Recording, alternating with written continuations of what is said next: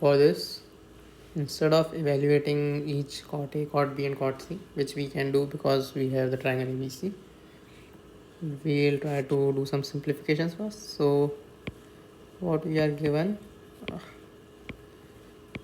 cot A plus cot C upon cot B,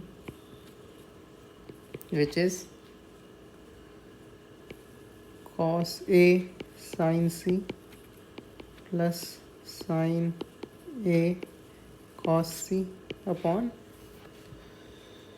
sin A sin C cos B, and we have a sin B here. So far I just wrote the cots as cos by sin. So notice this becomes sin A plus C, which is sin 180 degree minus B, which becomes sin B.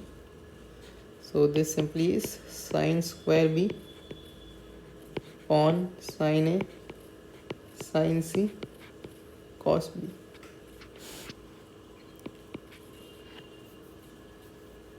Now we know that sin B upon sin A times sin B upon sin C into 1 by cos B, and so this is this, and we know this becomes B by A and this becomes B by C.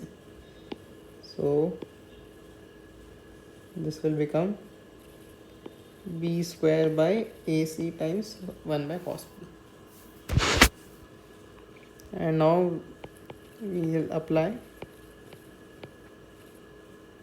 we'll use the cos rule to write cos B as 2AC upon A square plus C square minus B square.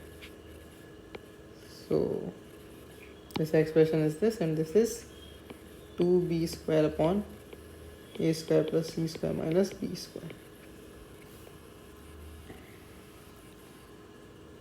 Now B is the side length CA, which is 4. So B is 4, A is 3 and C is root 23. Substituting these values here, we get 2 times 16 upon 9 plus 23 minus 16, which is 32 upon 16, which is 2. So this thing is 2, which means this thing is 2.